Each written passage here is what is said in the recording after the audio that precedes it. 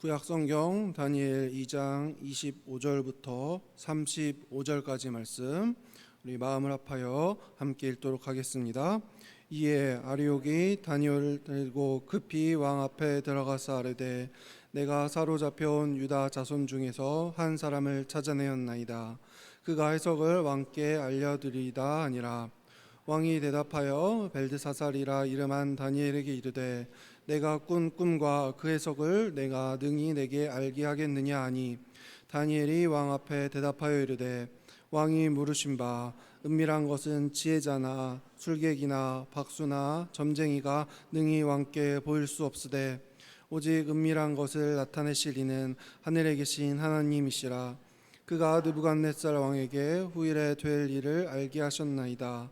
왕의 꿈 곧 왕이 침상에서 머릿속으로 받은 환상은 이러하니이다. 왕이여, 왕이 침상에서 장래일을 생각하실 때 은밀한 것을 나타내시는 이가 장래일을 왕에게 알게 하셨사오며 내가 이 은밀한 것을 나타내심은 내 지혜가 모든 사람보다 낫기 때문이 아니라 오직 그 해석을 왕에게 알려서 왕의 마음으로 생각하던 것을 왕에게 알려주려 하심이니이다.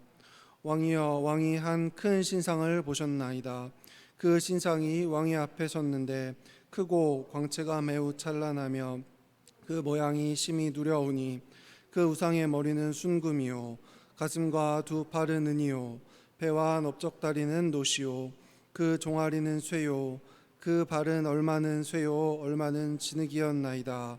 또 왕이 보신즉 손대지 아니한 돌이 나와서 신상의 쇠와 진흙의 발을 쳐서 부서뜨리매 그때 쇠와 진흙과 놋과 은과 금이 다 부서져 여름 타작 마당이 겨같이 되어 바람에 불려간 곳이 없었고 우상을 친 돌은 태산을 이루어 온 세계에 가득하였나이다. 아멘. 앞에서 최고 권력자 느부갓네살 왕이 자신이 꾼 꿈 때문에 번뇌하고 또한 그 과정에서 꿈풀이를 하지 못하는 바벨론의 지혜자들이 죽임당하는 사건을 우리가 함께 나누었습니다. 오늘 본문에서는 그러한 상황 뒤에 다니엘이 하나님이 주시는 은혜로 느부갓네살 왕이 꾼 꿈을 그 내용을 이야기하고 또한 그 뒤편으로는 그것을 해석하는 내용이 오늘 본문에 기록되어 있습니다. 다니엘의 설명에 따르면 왕이 꾼 꿈에는 크고 거대한 신상이 등장합니다. 그 신상의 머리는 순금으로 되어 있고요, 가슴과 팔은 은으로 되어 있고, 그리고 배와 허벅지는 놋으로, 그리고 무릎 아래에는 쇠로 되어 있으며 발은 진흙과 쇠가 섞여 있는 아주 기이한 모양을 하고 있습니다. 그런데 갑자기 돌 하나가 날아와서 그 거대한 신상을 부서뜨리고 그 날아온 돌이 온 세상을 가득 채우게 됩니다. 이것이 느부갓네살 왕이 꾸었던 꿈의 내용입니다. 다니엘 해석은 이러합니다. 금으로 된 신상 머리가 상징하는 것이 바로 느부갓네살 왕이다라고 합니다. 그리고 나머지 부분은 그 이후에 등장할 나라들이다라고 해석을 합니다. 제가 다니엘 시작하면서 가장 처음에 이런 말씀을 드렸습니다. 이찬수 목사님이 쓰신 책에 세상에서 믿는 자로 산다는 것이라는 책을 지으셨는데요, 이 책에서는 꿈이 현재 우리가 살아가고 있는 세상과 후에 올 하나님의 나라의 섭리를 잘 이야기하고 있다, 잘 설명하고 있다라고 제가 말씀을 드렸습니다. 그렇다면 우리가 살아가고 있는 지금 이 대한민국, 이 세상은 어떠한 특징을 가지고 있을까요? 그 두 가지 특징을 제가 말씀드리려고 합니다. 먼저 첫 번째로는 기초가 부실합니다. 세상은 아주 화려해 보입니다. 대단한 것 같지만 사실 기초가 부실한 것이 바로 세상입니다. 2장 31절을 제가 새번역 성경으로 읽어드리겠습니다. 임금님 어떤 거대한 신상을 보셨습니다. 그 신상이 임금님 앞에 서 있는데 그것은 크고 그 빛이 아주 찬란하며 그 모습이 무시무시하였습니다 라고 새번역 성경에서는 조금 쉽게 신상의 모습을 설명하고 있습니다. 다니엘이 이야기하길 그 빛이 찬란하고 무시무시하다라고 이야기합니다. 그런데 이에 다니엘은 그 신상에 대해서 조금 더 자세히 설명합니다. 제가 세 번역으로 다시 한번 읽어드리겠습니다. 그 신상의 머리는 순금이고 가슴과 팔은 은이고 배와 넓적다리는 노시고 그 무릎 아래는 쇠고 발의 일부는 쇠고 일부는 진흙이었습니다 라고 조금은 쉽게 설명을 하고 있습니다. 자, 한번 생각해 보세요. 신상의 모습을 자세히 살펴보면 머리에서부터 아래로 갈수록 재료가 점점 부실해지고 있습니다.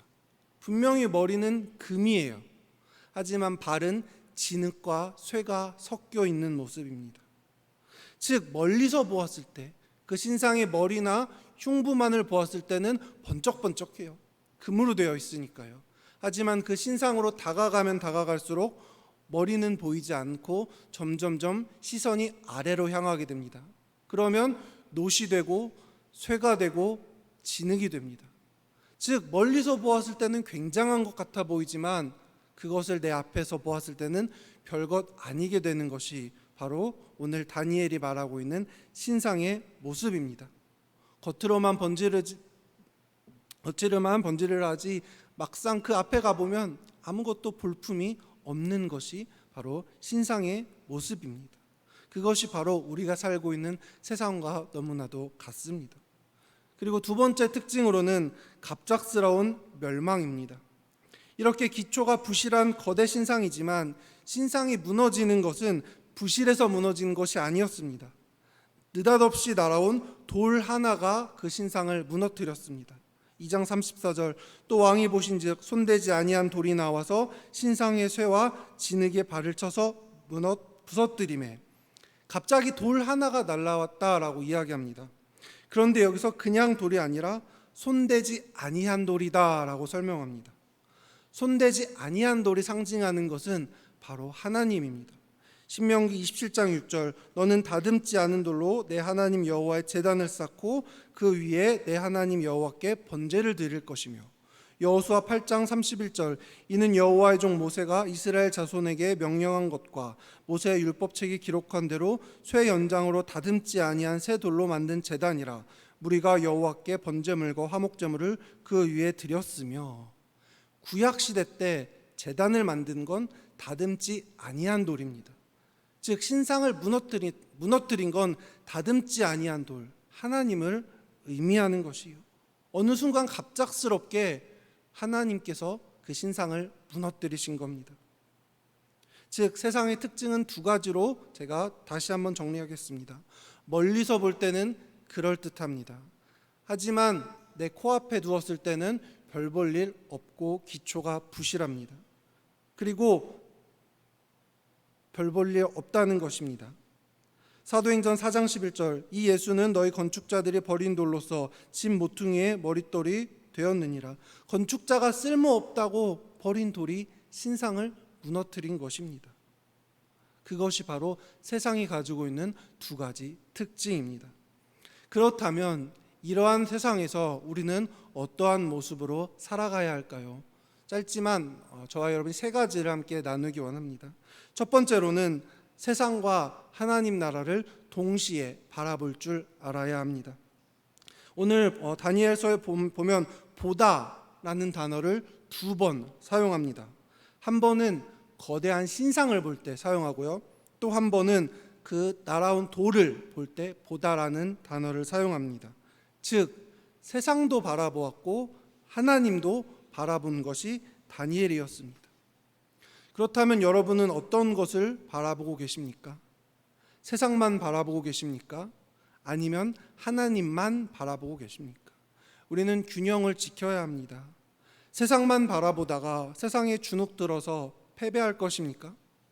아니면 세상이 싫다고 중세시대 수도자들 그랬던 것처럼 카타콤 동굴로 들어가시겠습니까? 흔히 말하길 우리들이 그렇게 알고 있습니다. 생활 습관에서 염분과 탄수화물보다는 야채 위주의 단백질 위주의 식단이 몸에 좋다라고 우리는 그렇게 많이들 이야기를 합니다. 한 유튜버가 한 달 동안 직접 이것을 실험을 했습니다. 극단적으로 야채와 단백질만 먹은 거예요. 처음에는 염분과 탄수화물 먹지 않으니 너무 힘들었습니다. 그렇게 일주일이 지나니까 어느 정도 몸이 가벼워졌다라고 합니다. 그래서 그 유튜버는 이야기합니다. 이래서 염분과 탄수화물이 몸에 좋지 않고 단백질과 야채 위주의 식습관이 좋다고 하는구나. 그렇게 결론을 내린 줄 알았습니다. 그런데 이 유튜버가 계속 실험을 해갑니다. 다시 일주일이 지났습니다. 그런데 몸에 점점 이상 신호가 오기 시작합니다. 보름 동안은 그동안 몸에 축적돼 있었던 염분과 탄수화물 때문에 살아갈 수 있었던 거예요. 그런데 보름이 지나니까 몸에 있는 염분이 다 빠져버리자 결국 그 유튜버는 길에서 쓰러져 버리고 말았습니다. 그리고 병원에 실려갔습니다. 그리고 그 유튜버는 이렇게 결론을 내립니다. 살아가면서 적당한 염분과 탄수화물 섭취가 이루어지지 않으면 죽을 수도 있다. 극단적인 식단은 몸에 독이 된다라고 마무리를 지었습니다. 식습관에도 균형이 필요하듯이 우리의 신앙생활에도 균형이 필요한 것이에요. 우리는 진지하게 고민할 필요가 있습니다. 남편이 교회 다니지 않는다고, 꼴 보기 싫다고, 밥도 안 해주고 집안 청소도 안 하고 교회만 오면 남편이 좋아하겠습니까? 교회에서 뭘 배우는 거냐면 아마 부부싸움만 할 거예요. 이것은 남편을 전도하는 것이 아니라 오히려 교회를 적으로 두는 행동이에요. 한번 느헤미야의 상황을 이 상황에 적용시켜 보겠습니다. 느헤미야도 성벽을 재건할 때 이스라엘 사람들에게 명령하길 한 손에는 무기를 들고 한 손으로 성벽을 재건하라라고 이야기합니다. 느헤미야 4장 17에서 18절 성을 건축하는 자와 짐을 나르는 자는 다 각각 한 손으로 일하며 한 손에는 병기를 잡았는데 건축하는 자는 각각 허리에 칼을 차고 건축하며 나팔 부는 자는 내 곁에 섰느니라. 자, 여러분 생각해 보세요. 이스라엘 성벽을 재건하는 것 하나님이 얼마나 기뻐하시는 일이겠습니까? 하지만 느헤미야는 하나님이 기뻐하시는 일을 하지만 외적의 침입에 대비하면서 한 손으로는 무기를 들고 한 손으로 성벽을 재건하라라고 이야기합니다. 양손으로 일하는 것보다 한 손으로 일을 하면 분명히 굉장히 비효율적일 거예요. 하지만 느헤미야는 그럼에도 불구하고 그렇게 해야 한다라고 이스라엘 사람들에게 명령합니다. 혹자는 느헤미야가 믿음이 없다라고 말할 수도 있습니다. 하나님의 일을 하는데 하나님이 지켜주시겠지 왜 그렇게 믿음 없게 행동을 하느냐라고 말할 수도 있습니다. 하지만 저는 이 의견에는 동의하지 않습니다. 만약 신앙생활만 해서 세상살이가 편해진다면 학생들은 학교 가지 말고 교회 와서 찬양하고 말씀 읽으면 좋은 대학 갈 거예요.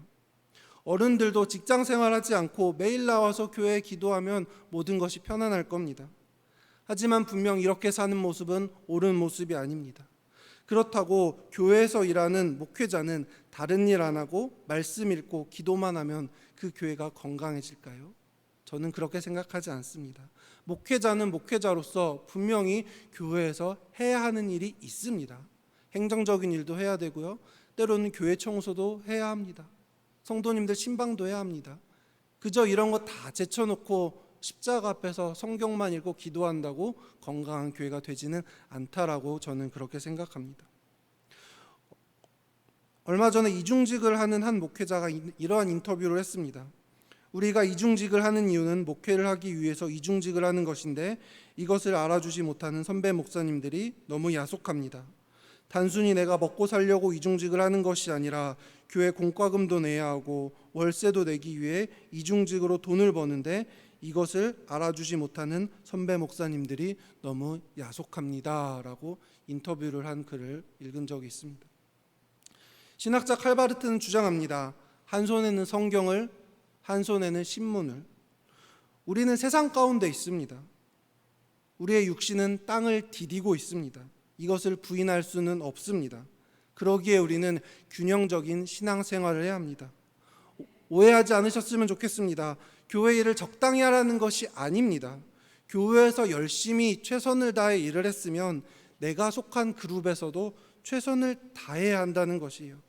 반대로 세상에서 열심히 살았으면 교회에서도 봉사하는 시간에 최선을 다해 봉사하고 최선을 다해 예배드려야 한다는 것을 저는 말씀드리고 싶은 거예요. 우리는 우리가 있는 자리에서, 우리가 서 있는 것이 가정이라면 가정에 최선을 다해야 하고요. 또한 우리가 있는 자리가 회사라면 회사에서 최선을 다해야 합니다. 맡겨진 자리에 직분에 최선을 다해야 하는 것입니다. 또한 직분자로서, 집사로서, 성도로서, 권사로서, 장로로서, 또한 목회자로서도 최선을 다해야 하는 것입니다. 한 곳에만 집중한다면 그것은 절대 건강한 신앙생활이 아닙니다. 두 번째로는 우리는 하나님의 나라를 기대해야 합니다. 코로나가 한참 창궐했을 때 직장인 친구들이 이야기했습니다. 날씨가 더워지면 여름 휴가를 기대하며 직장 생활을 이어갈 수 있지만 코로나로 인하여 여름 휴가조차 불투명해진 상황이기에 정말 일할 맛이 안 난다 라고 제 친구들이 이야기했습니다. 코로나 때문에 휴가를 받는다 하더라도 놀러 갈 수가 없으니까 일할 맛이 안 난다라는 거예요. 일주일만 참으면, 2주일만 참으면 사랑하는 가족들과 해외로 나갈 수 있는데, 바닷가로 놀러 갈 수 있는데, 이것을 상상하며 더운 여름에도 열심히 일을 했는데 휴가가 의미 없어지니까 직장에서 일할 맛이 안 난다라는 거예요. 우리가 하나님 나라를 꿈꾸고 살아가야 하는 것도 바로 하나님은 어려움 가운데 우리에게 희망을 주시기 때문이에요. 우리가 기대하는 그 나라가 어떤 나라입니까? 하나님이 세우신 나라를 우리는 기대하고 있는 것입니다.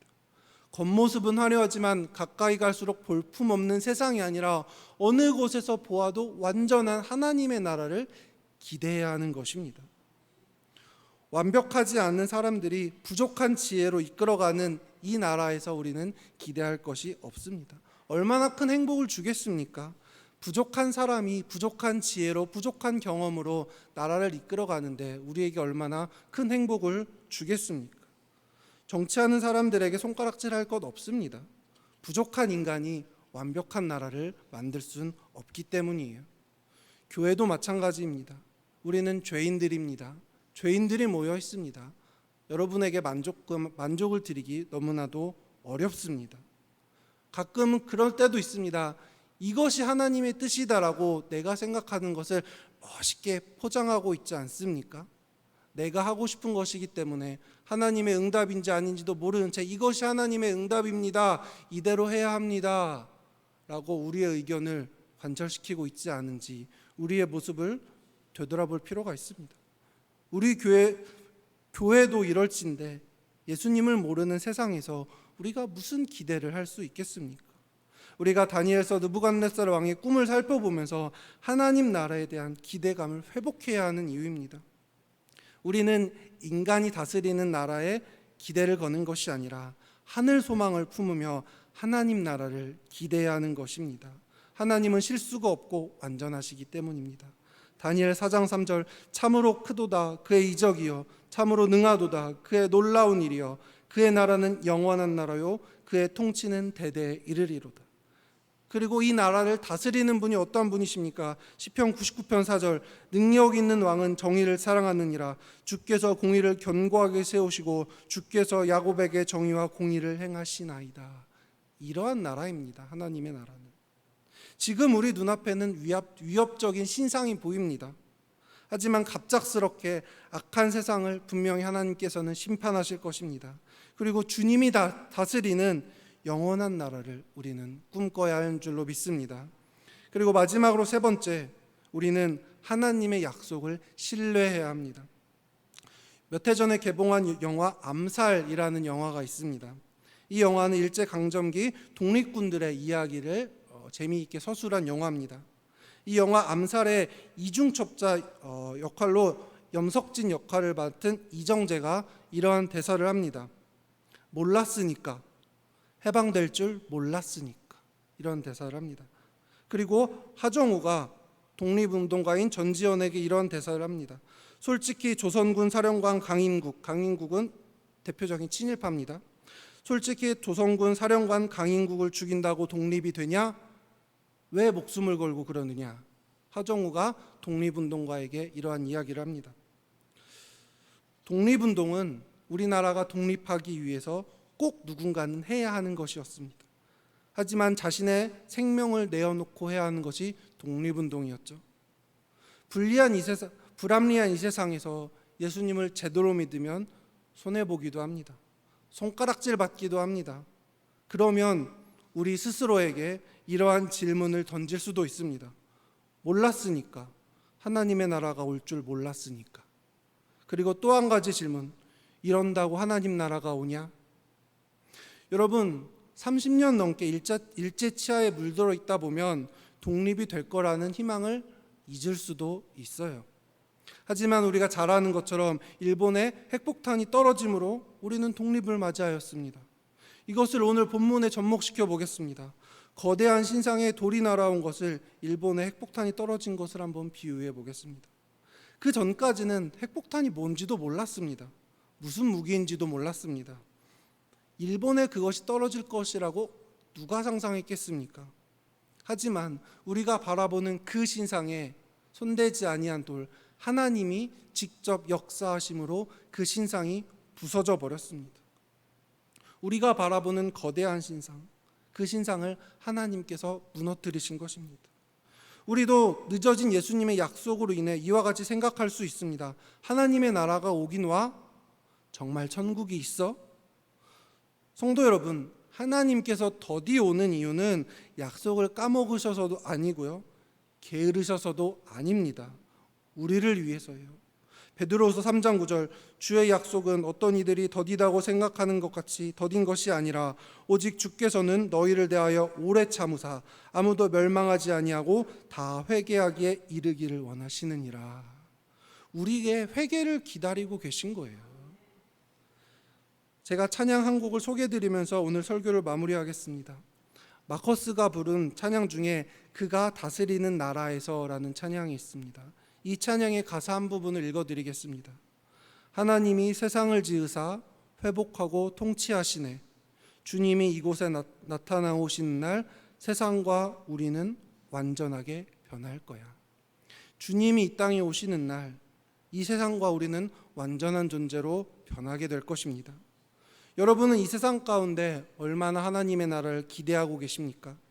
신상처럼 우뚝 서 있는 세상에 좌절하고 계시지 않습니까? 올 것 같지 않는 그분의 나라의 소망을 잃어버리셨습니까? 하지만 어느 날 알 수 없이 날아온 돌에 의해 신상이 무너지고 그 돌들이 흩어졌던 것처럼 어느 순간 갑작스럽게 하나님의 나라는 도래할 것입니다. 그리고 사람이 만든 불완전한 나라가 아니라 완전한 하나님이 만드신 나라가 이 땅에 올 것입니다. 기억하시기 바랍니다. 예수님은 이 땅에 다시 오실 것이고 그분의 나라는 완전합니다. 그리고 우리는 그 나라에서 영원토록 살아갈 것입니다. 우리는 그 나라를 믿음으로 기다려 하는 성도들입니다. 이것에 동의하시는 성도님들만 함께 아멘을 외쳐주시기 바랍니다. 아멘.